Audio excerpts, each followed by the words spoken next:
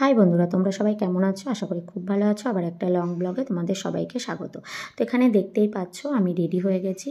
হ্যাঁ, একটা জায়গায় ফাংশন আছে সেই উদ্দেশ্যে।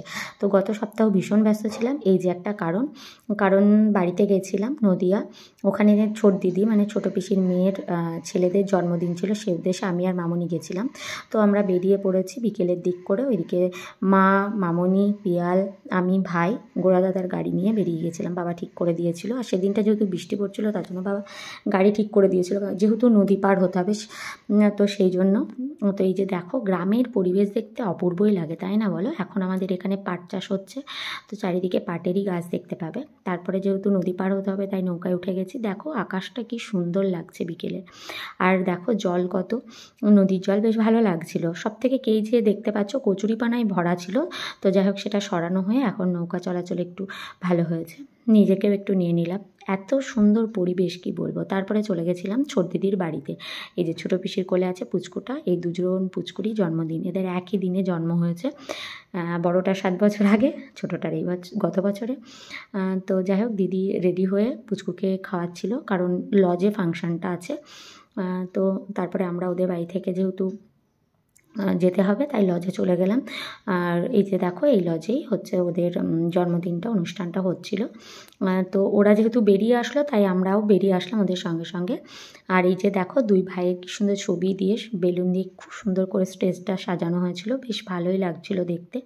এই যে পুচকুটাও রেডি হয়ে গেছে, এদিকে দিদিকে বললাম একটু হাই করে দে দিদি, তো হাই করে দিল। এই যে বড় পুচকুটা, তো একটু আমরা ফটো তুলে নিলাম। তারপরে ওদের একটু ফটোশ্যুট হচ্ছিল। এদিকে লোকজন মানে গেস্টও চলে এসেছে। এই যে ছোটো পিসিকে বললাম একটু হাই করে দিল। তো তারপরে এই যে প্রভাস জামাইবাবু, এদিকে বড়দিদি মেয়ে সবাই চলে এসেছে। তারপরে যাই হোক সুমিতদাকে ধরা পাওয়া গেছে, এবার সুমিতদা তোমার ফটো তুলছিল, ওদের ফ্যামিলি ফটো হচ্ছিল বাচ্চাদের নিয়ে, খুব সুন্দর লাগছিল, মুহূর্তগুলোই বেশ ভালো ছিল। আর আমরাও বেশ মজাদারই ছিলাম। তবে ফিরে আসতে বলে আমাদের খেতেও হবে তাড়াতাড়ি, তাই এই যে খেতে বসে গেছি। ফার্স্ট ব্যাচেই 8:30টার দিক করে বসে গেছিলাম। মিন্টো চলে এসেছে, মিন্টো আর কাকা বাইকে এসেছিলো। তো এখানে ভাই, মামনি আর ওদিকে মা, ওইদিকে 3জন বসেছিল। আর আমরা তাড়াতাড়ি বসেছিলাম খেতে, কারণ যেহেতু ফিরতে হবে বাড়ি, নদী পাড়ের ব্যাপার আছে এই জন্য। আর এই যে মেনু ছিল, তো যেহেতু বিরিয়ানি ছিল সেজন্য আমার তো ভীষণই ফেভারিট বিরিয়ানি।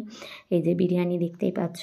তার আমরা খেতে বসেছিলাম তখনই কেক কাটিংয়ের বিষয়টা হচ্ছিল, তার জন্য আবার প্রভাস জামাইবাবুকে বললাম একটু ভিডিও করে দাও। তো জামাইবাবু আবার একটু ভিডিও করে দিল, বেশ সুন্দর। এখানে দেখো ছোটো ছোটো বাচ্চারা চলে এসেছে। এই পাশের ওটা হচ্ছে দিদির শাশুড়ি মা, খুবই ভালো মানুষ। তো সব বেশ ভালোই ছিল, মজাদার ছিল।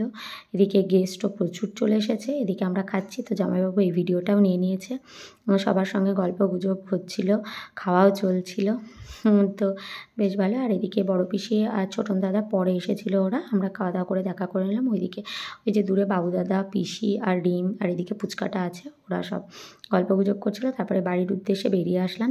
এদিকে দেখো জেঠু, আসলে জেঠুর আইসক্রিমের কাঠি পড়ে গেছিলো, তাই জেঠু উপরের যে কাগজটা দেওয়া থাকে ওটা দিয়েই খাচ্ছিলো। এদিকে মামনিরও চামচ পড়ে গেছিলো তো আইসক্রিমের, তো মামনি আঙুল দিয়ে খাচ্ছিলো। সবাই আইসক্রিম খেতে ব্যস্ত, কারণ ওখান থেকে বেরিয়ে এসেছি বাড়ি ফেরার উদ্দেশ্যে। সবাই গাড়ির কাছে এসেই সবাই খাওয়া দাওয়া করছিলাম আইসক্রিমগুলো। আমি খাইনি, কারণ আইসক্রিম খুব যে প্রিয় তা নয়।